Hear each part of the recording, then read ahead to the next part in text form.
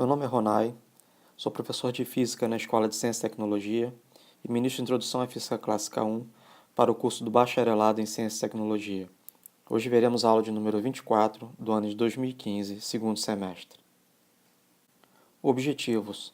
Ao final da aula, você deve ser capaz de conceituar o torque de uma força, reconhecer que o torque depende da magnitude, direção e do ponto de aplicação da força, aplicar a regra da mão direita para determinar a rotação provocada pelo torque, calcular o movimento de rotação devido ao torque aplicado. Dependendo do ponto de aplicação da força sobre o corpo rígido, você pode conseguir um movimento de translação pura, um movimento de rotação pura ou uma combinação de ambos os movimentos. Vamos exemplificar com um jogo de sinuca, onde a tacada pode ser dada sobre o centro de massa, acima do centro de massa e abaixo do centro de massa. O primeiro movimento que podemos obter é quando o taco acerta uma posição entre a periferia da bola e o centro de massa.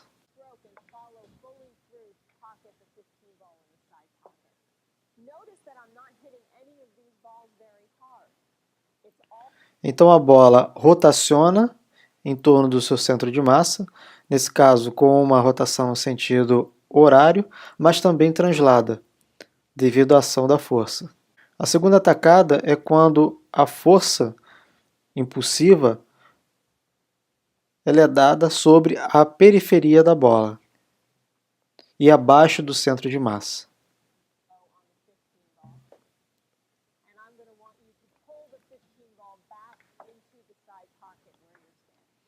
A bola também rotaciona, porém no sentido anti-horário.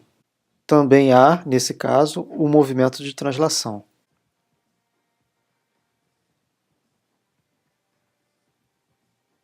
A terceira tacada é quando a força impulsiva atinge a bola entre o centro de massa e a periferia, porém o ponto de tacada é abaixo do centro de massa.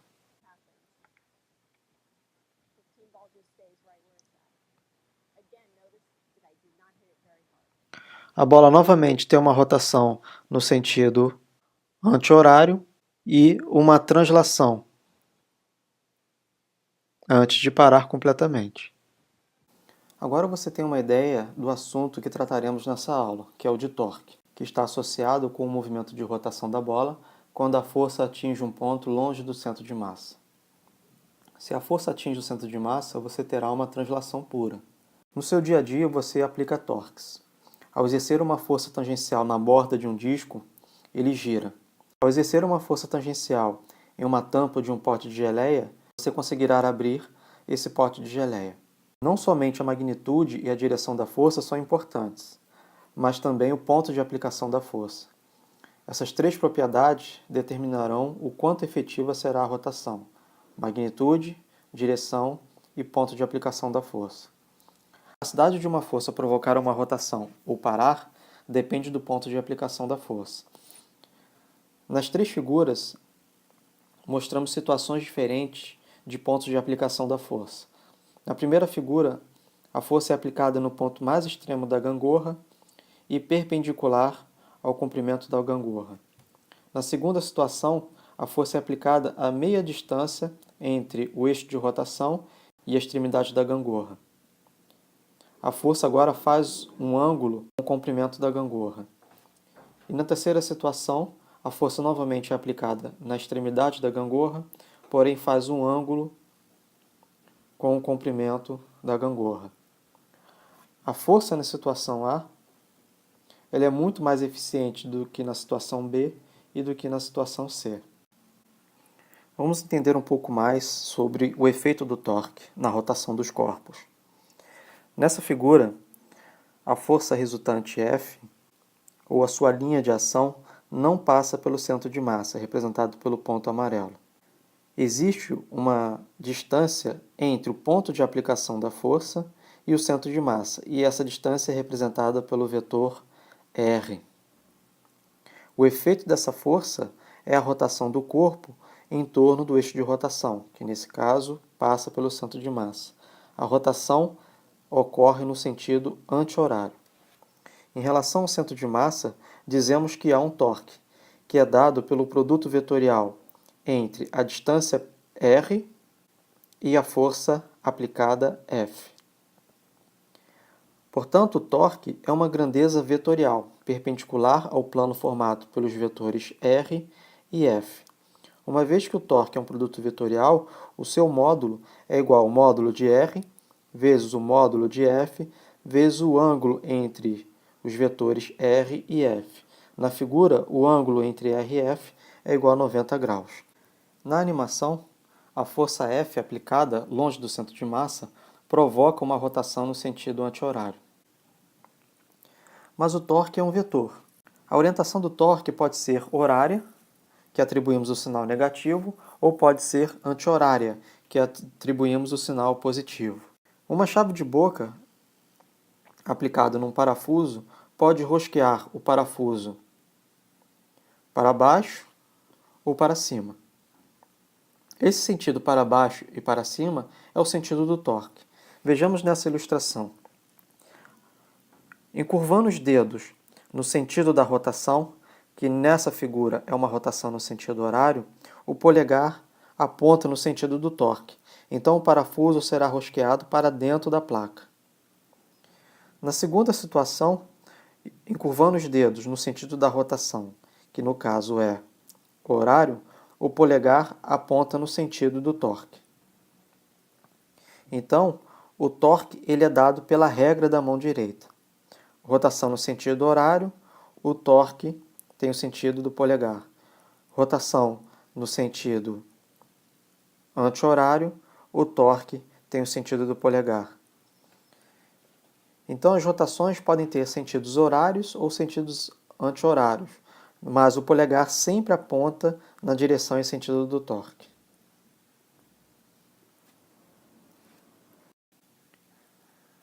Podemos concluir que o torque, ou o momento da força, como você verá nos cursos de engenharia, é a habilidade de uma força em produzir rotação, e que depende de 3 fatores: do módulo da força, da distância entre o ponto de aplicação da força e o eixo de rotação, e do ângulo no qual a força é exercida. Matematicamente, o torque em relação ao eixo de rotação é igual ao produto vetorial entre R e a força resultante.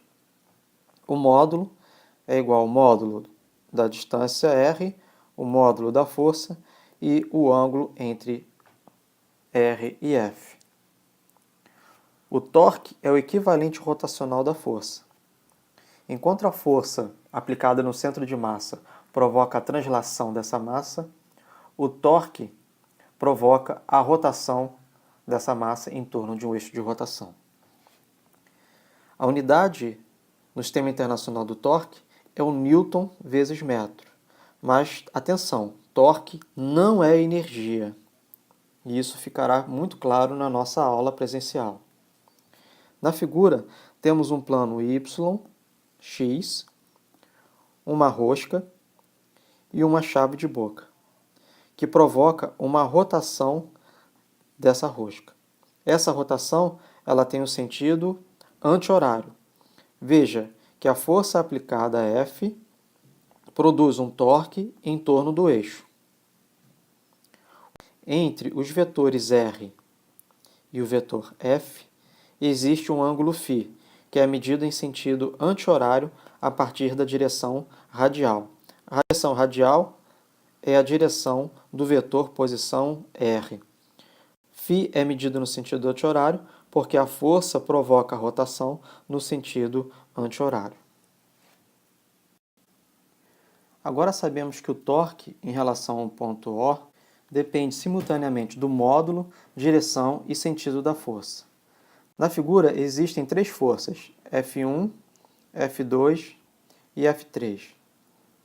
A linha de aplicação da força F1 está a uma distância perpendicular do eixo de rotação, que chamamos de B1. A linha de ação da força F3 está a uma distância perpendicular do eixo de rotação, que chamamos de B3. Contudo, a força F2, ou a sua linha de ação, passa pelo eixo de rotação. Nesse caso, não existe essa direção perpendicular entre o eixo de rotação e a força.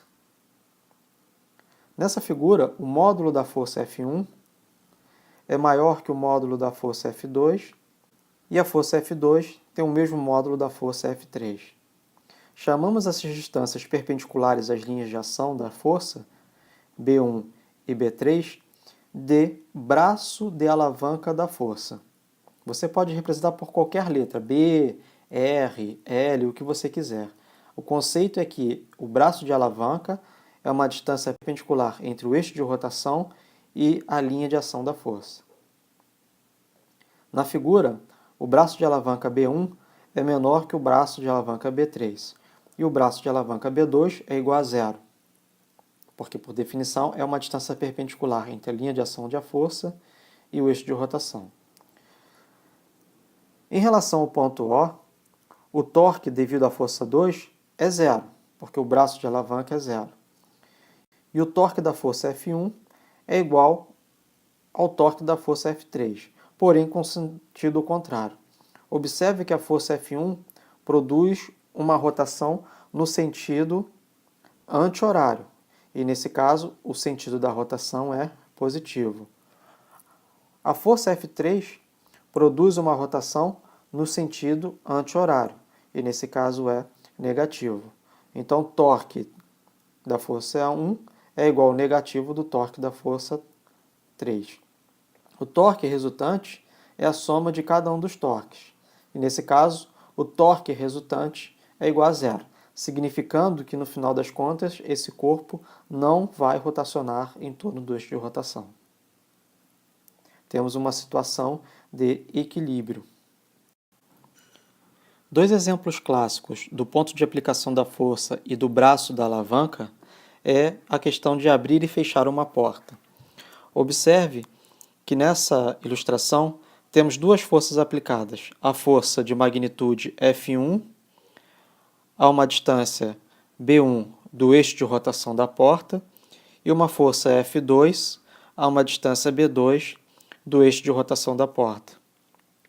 Nos dois casos, B1 e B2 são os braços de alavanca, porque são distâncias perpendiculares às linhas de ação das forças F1 e F2, respectivamente. Observe que a força F1 vai provocar uma rotação da porta no sentido anti-horário, e a força F2 vai provocar uma rotação da porta em relação ao eixo de rotação no sentido horário. Para provocar a mesma rotação, a magnitude da força F1 tem que ser muito maior que a magnitude da força F2.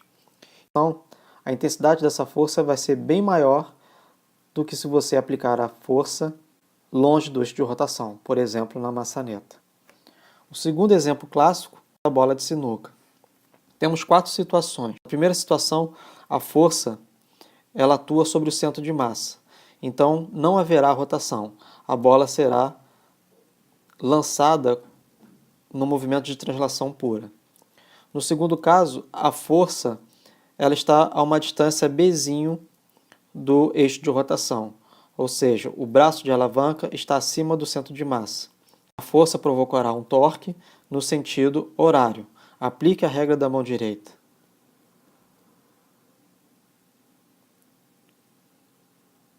Além, claro, de produzir uma translação do centro de massa.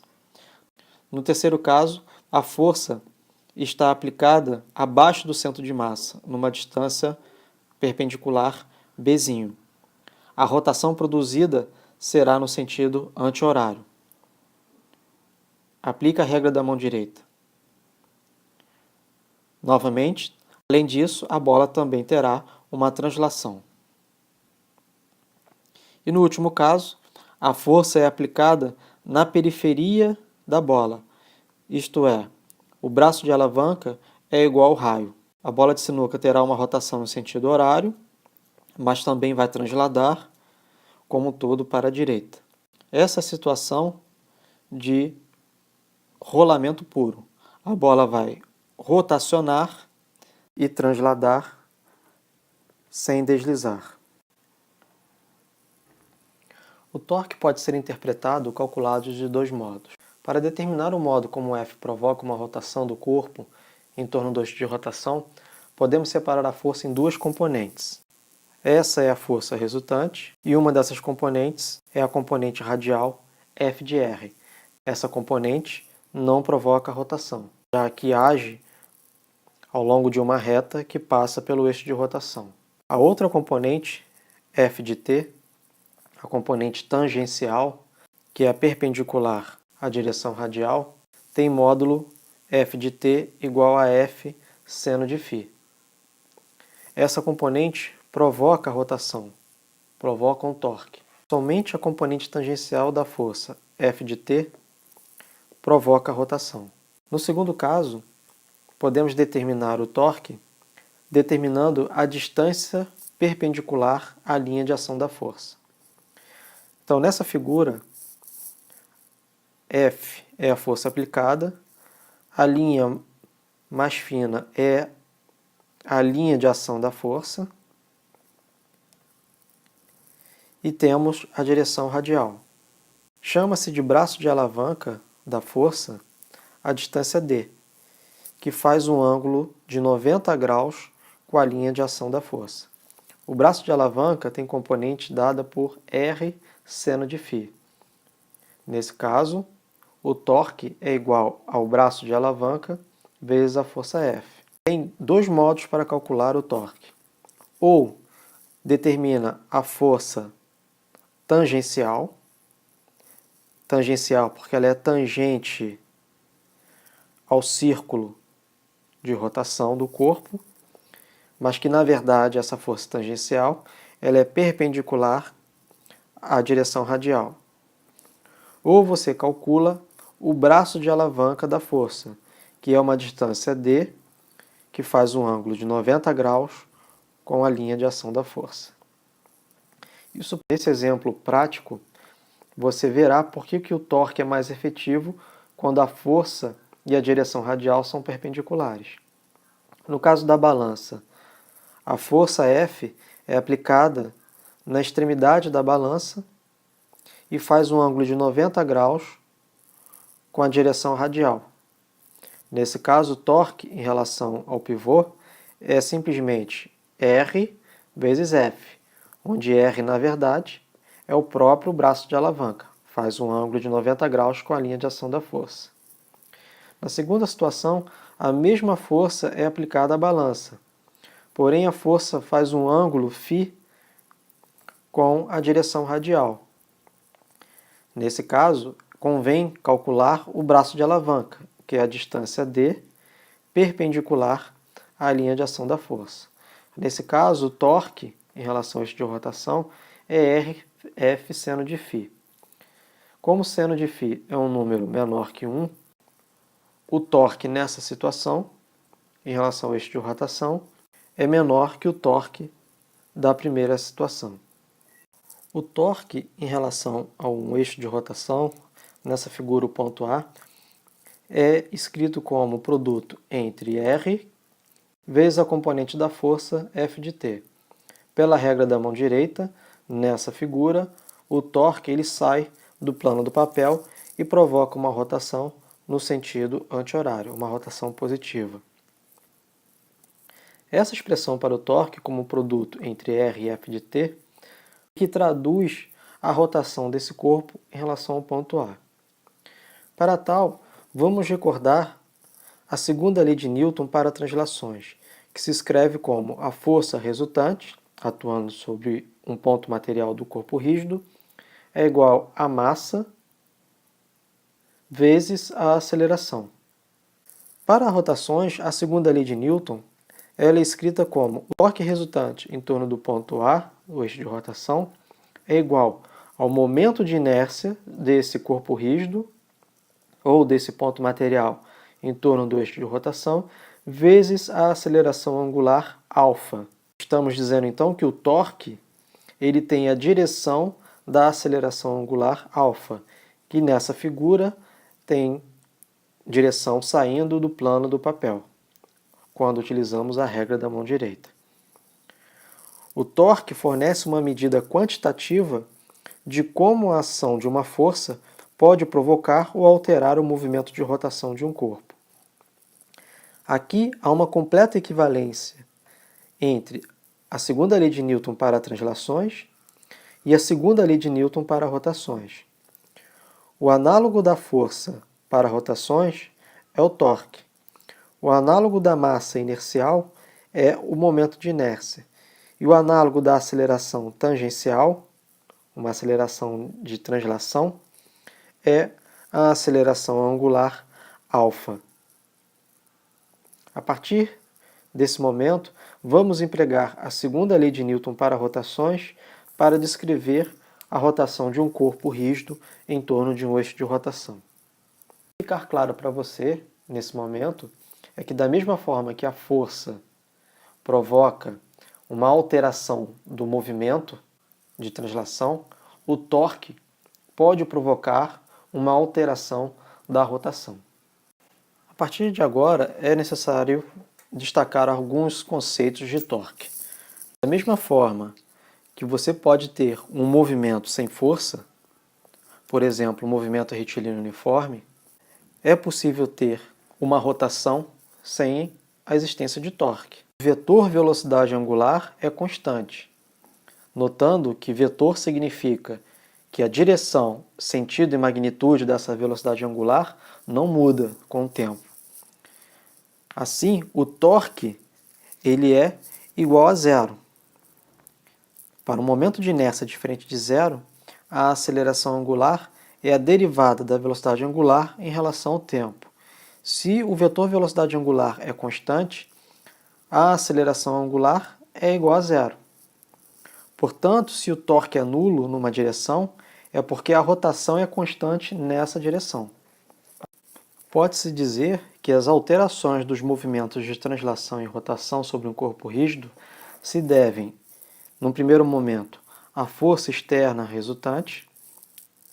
O somatório das forças é igual a massa vezes a aceleração do centro de massa, onde a força tem a direção da aceleração linear, e que o torque externo resultante é igual ao momento de inércia de um eixo que atravessa o centro de massa, vezes a aceleração angular alfa, onde o torque tem a direção da aceleração angular.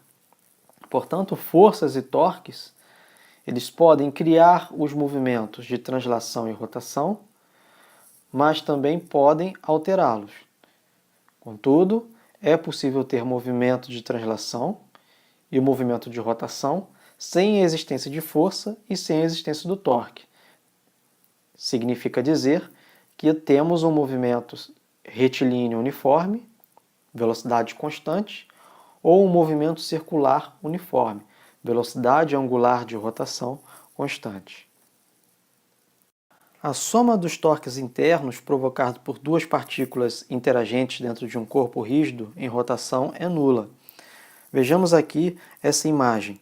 Temos dois pontos materiais do corpo, que representamos por dm1 e dm2. Os pontos materiais ΔM1 e ΔM2 interagem entre si, com as forças F21 e F12. A força F21 realiza um torque em relação ao eixo de rotação. A sua linha de ação da força está a uma distância perpendicular do eixo de rotação. Desse modo, o torque da força F21 é R perpendicular vezes F21, com um sinal positivo, porque a rotação produzida por essa força tem sentido anti-horário. Por sua vez, a força F12, cuja linha de ação da força também tem o mesmo comprimento R perpendicular ao eixo de rotação, produz uma rotação no sentido horário. Nesse caso, o torque produzido pela força F12 é menos R perpendicular F12. Tanto as forças F12 como F21 têm o mesmo braço de alavanca R perpendicular, de modo que pode ser colocado em evidência na nossa equação dos torques resultantes. Se as magnitudes das forças F21 e F12 forem iguais, tiverem a mesma direção e sentidos opostos, então o torque resultante dessas forças internas tem resultado nulo.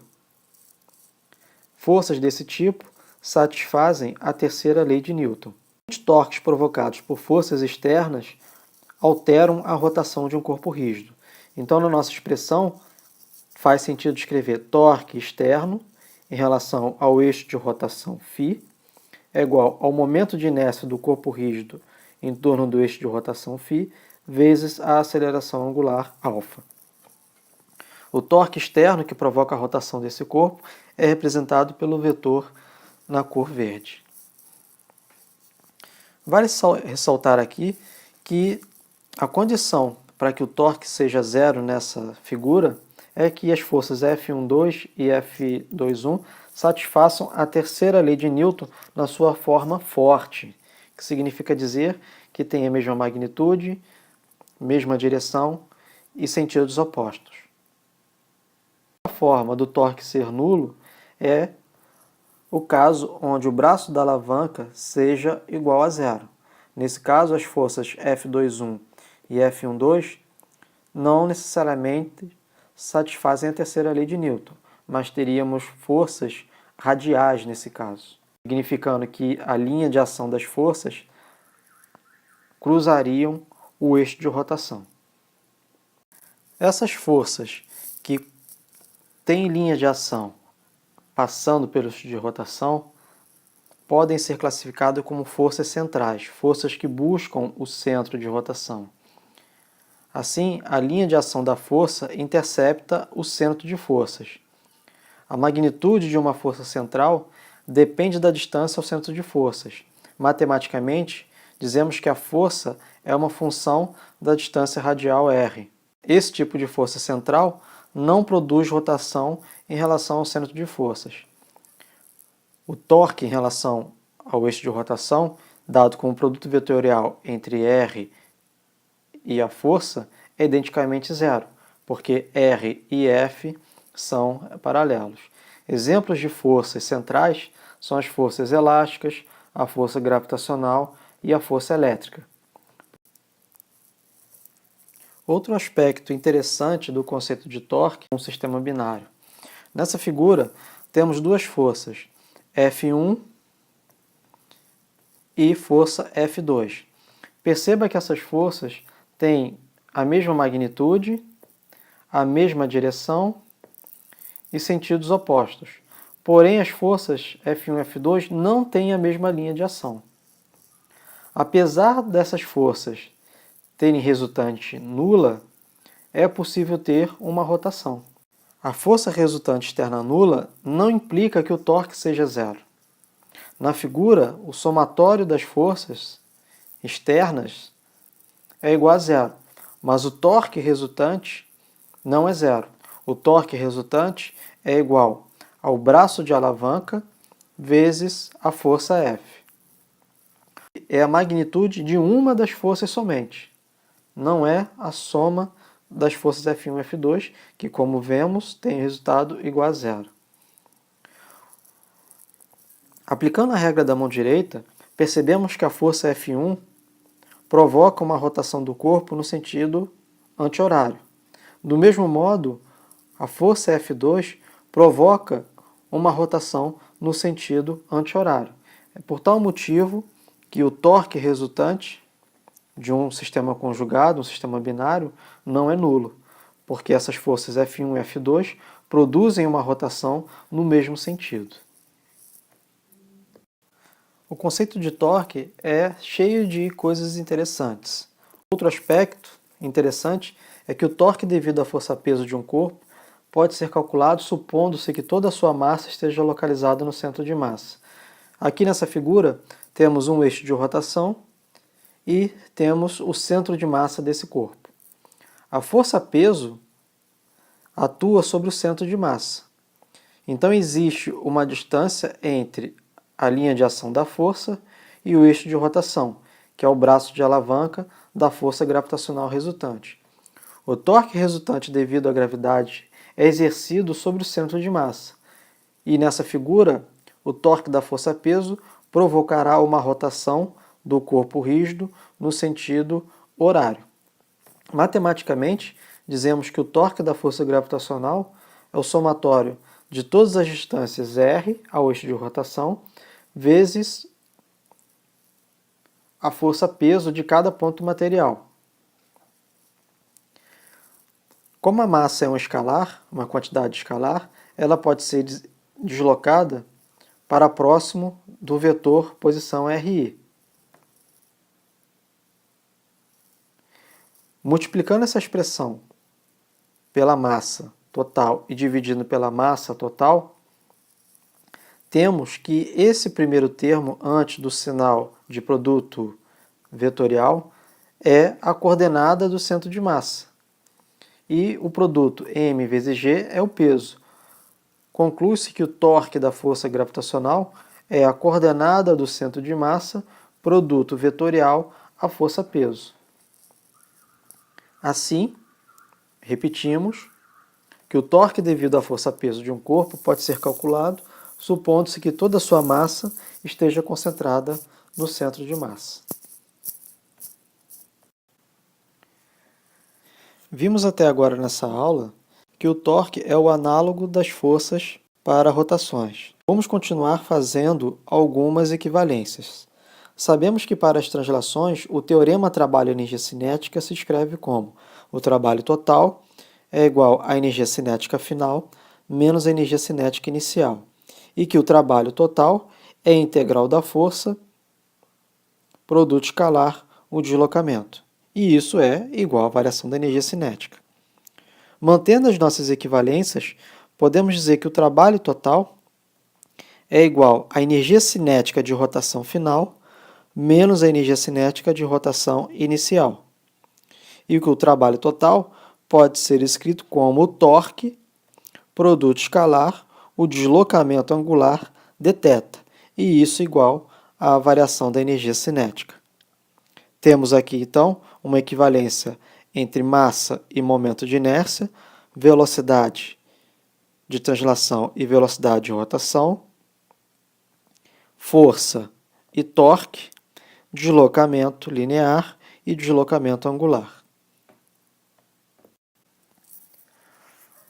O mesmo é válido para a definição de potência e energia para rotações. Sabemos que para translações, a potência é calculada como a derivada do trabalho em relação ao tempo, ou a potência escrita como produto escalar entre a força e a velocidade. Lançando mão das nossas equivalências, que a potência é a derivada do trabalho em relação ao tempo, podemos dizer que a potência é numericamente igual ao produto escalar entre o torque e a velocidade angular ômega.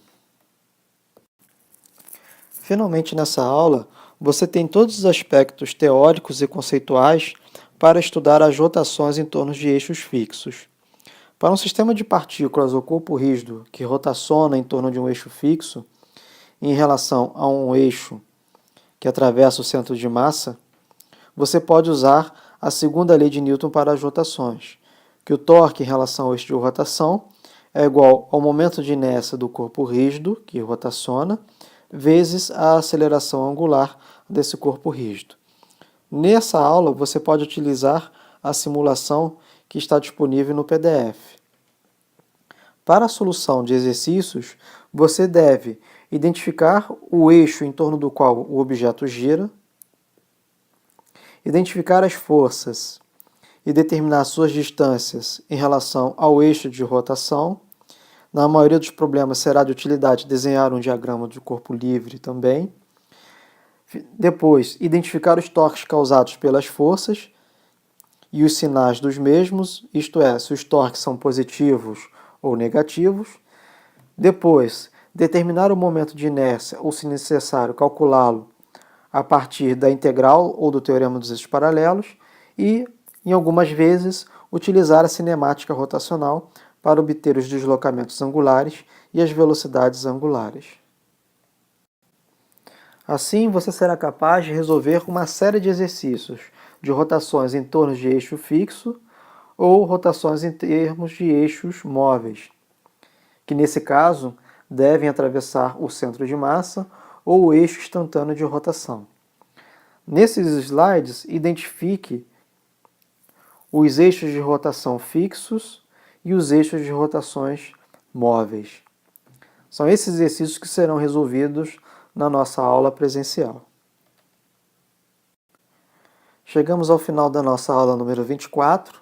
Agora você terá uma lista de exercícios que está disponível no nosso sistema. Utilize essa lista 24 como seu roteiro de estudo para ficar preparado para a aula de número 25, onde veremos um novo conceito, que é o de momento angular e sua conservação. Muito obrigado pela atenção e até a próxima aula.